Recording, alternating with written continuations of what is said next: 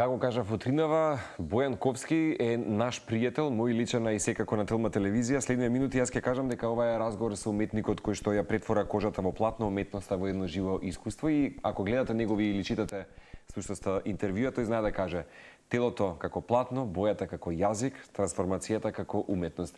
Не можам толку ревносно да се сетам можеби на првите наши појавувања на Телма телевизија кога говоревме, ама сигурно ќе сетам за последната метаморфоза кога ја најавувавме, ама овој пат не ми се верува дека денеска ќе можеме да ја дадеме таа најава вечерва за твојата јубилејна декада, како што е најавена всушност и ова изложба.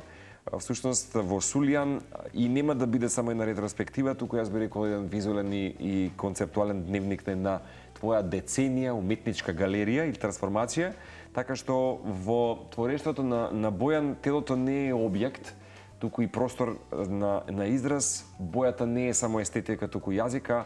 Сликата вистина мислам дека станува секој пат за тебе едно внатрешно прочистување, израз и слобода, па често ги користиш тие терминологии како метаморфоза, во случајот и нели декада на трансформацијата, така што поводот денес да ти имам пријателе во утринска е вечерашниот настан. Можеби интересно е како ги користиш и ти новините во дигиталната и технолошка јас би рекол деценија кога или пак година во која што се случуваат вистински преседани во полето на уметноста, сепак да не се изгуби авторството, да не се отугиме од човечкото и емоцијата, ама сепак дигиталното да ти помогне во твојата лична метаморфоза, како што ќе биде вечерва. И знам дека овој денес разговор ќе не потсети дека уметноста и телесноста имаат неверојатна симбиоза, дека болката и селувањето се едно, и дека меѓудисциплината на академското сликарство и слободата на современиот израз се дел од твоето секојдневие. Бојан Ковски, добро Мило ми е. Мило ми е што сум повторно тука. Значи, и ми е многу драго дека од почетокот и од уште пред првата изложба да ја направам Телма секогаш било тука за мене.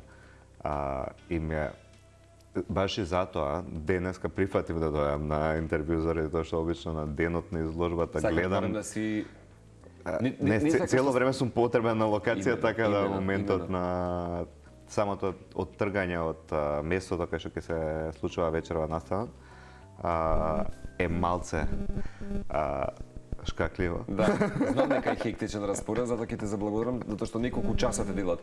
И вчера кога се потсетивме за материјалите да ги имаме денеска нели за етер, практично беше на локација во Сулијан, каде што вечерва во 19:30 ќе ги поканиме да биде дел од оваа декада на трансформација.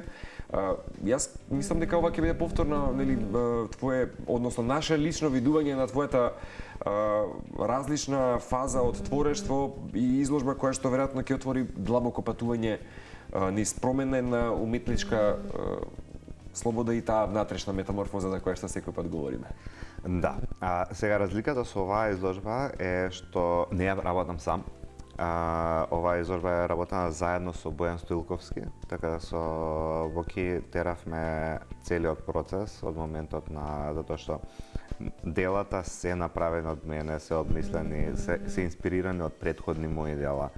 Значи, буквално седнавме и ги видовме сите бодипейнти до сега што ги направено и одбравме 10 кои што би ги реобработил, што може да се додаде, што може да се направи нешто ново, плюс и се дел од моите омилени бодипейнти кои што ги имам направено.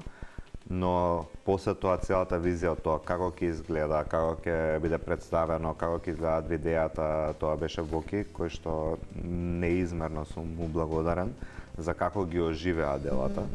И дури вчера кога ги видовме на самите видеоекрани на кои што ќе бидат представени делата вечерва, беше едно доживување првично за мене и едва чекам да видам каква ќе биде реакцијата од публиката вечерва. Фантастични се и овие снимки. Ова е дел од најавните, да речам, шпици би рекол или дел од илустрациите? Илустрациите се момент на мој претходни дел, на декадата. Прости на дигресија, всушност ова беа вистински јас би рекол твои креации кои што можевме да ги гледаме и да, и на претходните изложби и на настани во живо, зависно кој од каде е земено, ама тоа е едно видео како ретроспектива на мои дела до сега со бодипейнт. Прекрасно. Многу често сме збореле за тебе, бидејќи си можеби единствениот артист, па и во регионот кој што работи со бодипейнт, беше избор или природна еволуција на класично сликарство? Јас се уште си работам класично сликарство, значи најчесто најизменично ми се изложбите, една со body paint, една со масло на платно и се уште сум се огромен љубител на масло на платно и тоа го работам и тоа е еден порив кој што искача од мене, но body paintот е доста интересна сфера која што мене ми е се уште многу интересна за разработка и мислам дека се уште не ја истражувам ни третина. Дали ја истражи целосно, затоа што имам чувство дека направи најголеми уметнички... Толку многу не ја истражувам од body paintот, толку многу имам уште за учење. Така да на 50 години ретроспективата ќе биде поинтересна. Не сомневам. Колку го светот сериозно датира вакви изложби кои што се баш со body paint? Не знам колку е во моментот, дали има некакви амплитуди апропо body paintот? Има некогаш кога вистина го дожива зенитот, па добива нешто друго на... Мислам дека не. Body paintот е се уште многу перформативен, не е толку изложувачки медиум и е се уште многу повише користен како дел од кампања, дел од реклама, дел од спот, дел од филм, отколку што е користен како дел од музеј или од изложби. Но сметам дека иде на супер линија, посебно со социјалните мрежи, како тој момент се развива, доста повеќе луѓе пробуваат и работат маски, делот како да се представат себе си, како да изгледаат поразлично, што на мене многу ми се допаѓа затоа што таа трансформација која што ја постигнуваш кога ќе се преобразиш во нешто друго, затоа што не се менува само ликот, не се менува само телото, се менува и целиот карактер на една личност, кога ќе се видиш во поразлично светло. Добиваш некоја нова моќ и креативна сила.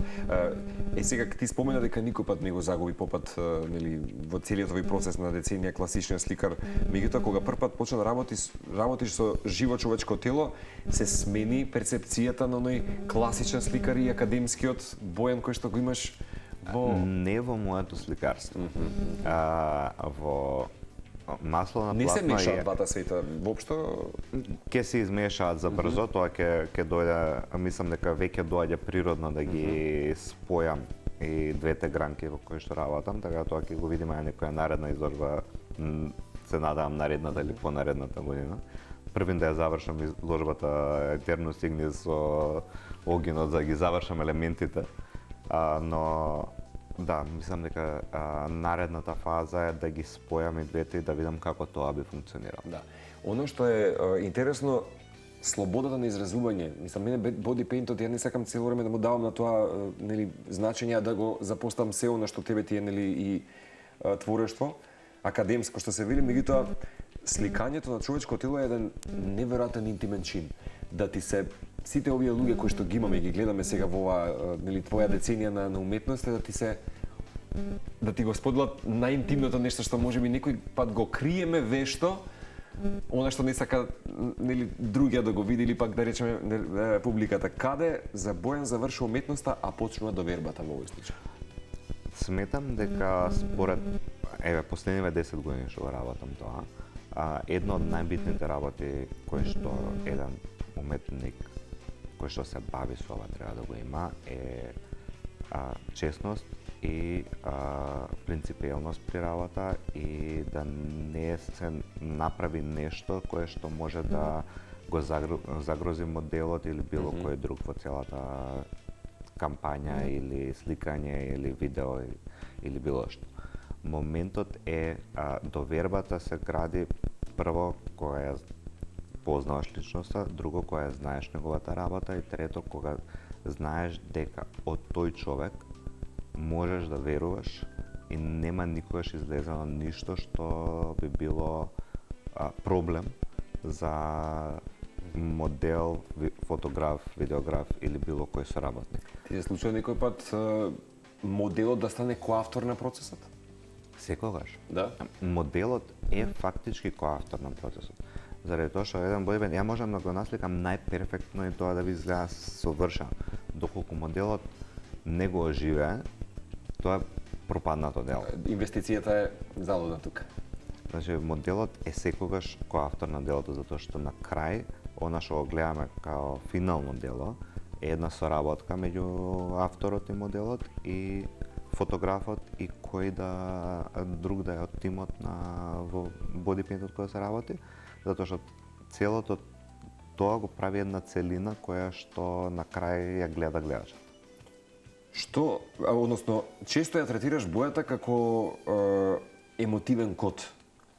Што може бојата да каже што вистина некој пат зборови не може да го артикулираат истото чувство на емоција? Чувства. Бојата може да предизвика чувства кај гледачот и да го направи да се осети на одреден начин, што е многу интимно за секој гледач, што така да тоа е нешто што бојата го прави, кое што не може ништо друго да го направи. Има нешто што ти е најдоминантно кога стана збор за бојата која што Бојан ја користи како едно исцелување? Дали има некоја доминантна, можеби? Мислам дека не, тоа многу зависи од каков бодипейнт се работи, што е темата. Така да не би кажал дека некоја специфична боја е доминантна кај мене. Во мојот живот, жолтата е бојата која што мене ме движи. Имам чувство дека тоа го забележам многу повеќе изминатите години. Дека баш ке те прашав дали жолтата е доминантна, на песоклива. Да, тоа е нешто што е доминантно кај мене лично, затоа што тоа ме прави среќен. Но кога работам, мислам дека најмалку користам жолта, освен за изложбата што беше минатата година симбиоза со песокта. Ама тоа беше репрезентација на земјата како елемент, така да тоа беше еден момент каде што мораше тоа да биде изведено. Да биде доминантно. Насловот декадна трансформација, баш ќе кажам Бојан дека сугерира таа континуирана промена која што е неопходна.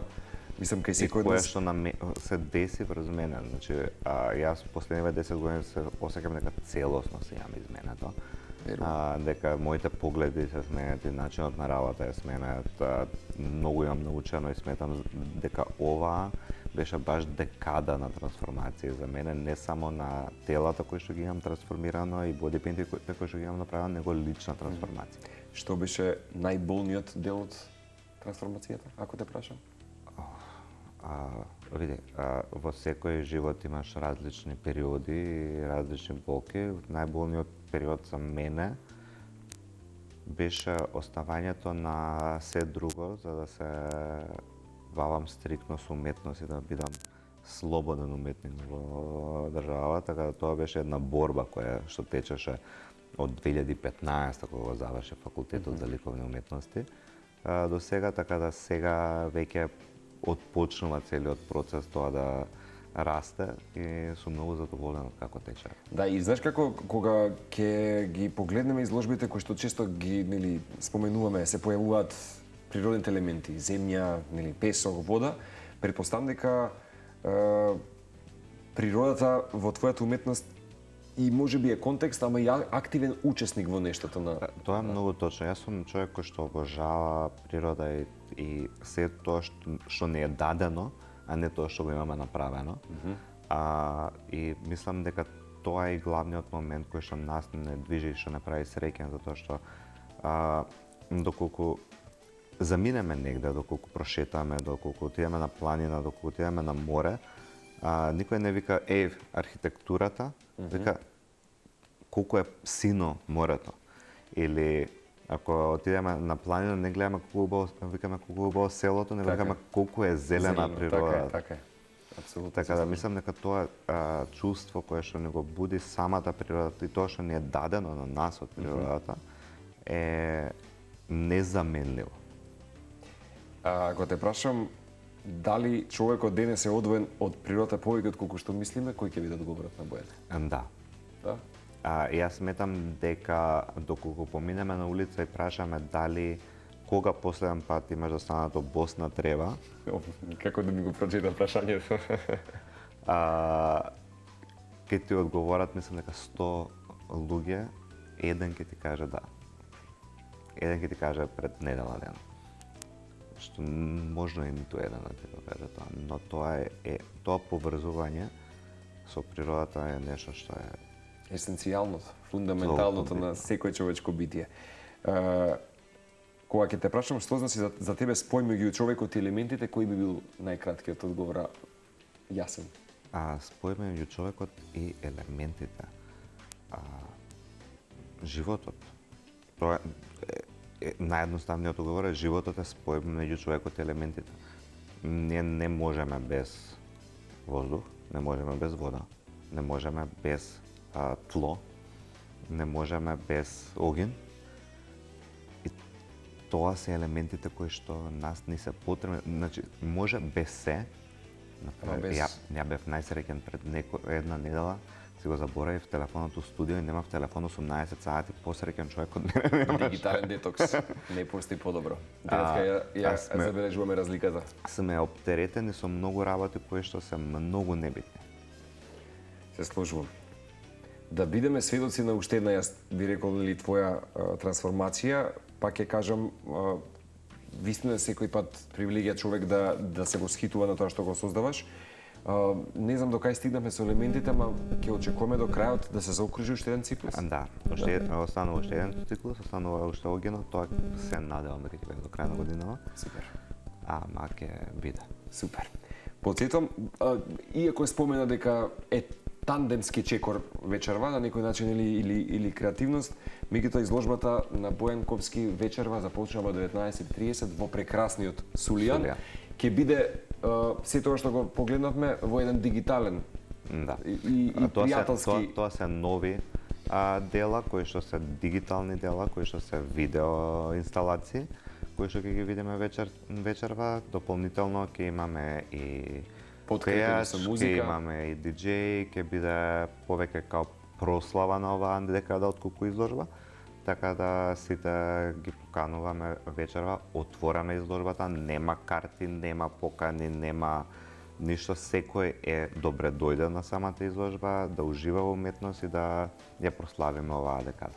Кога велам зашто го сакаме Скопје, ти си уште еден пример за истото, дека на Скопје му даваме магија, интензитет, чувство и емоција, нека биде така и вечерва за оваа твоја декада на трансформации и се гледаме на следната, се надам дека веднаш по летото. Ние се гледаме вечерва, а после тоа се гледаме на крај на годинава за наредната. Бојан, ти благодарам уште еднаш. Исто, се гледа. Бојан Ковски денеска ве кани, како што кажавме, на неговата изложба вечерва во 19:30 Сулијан.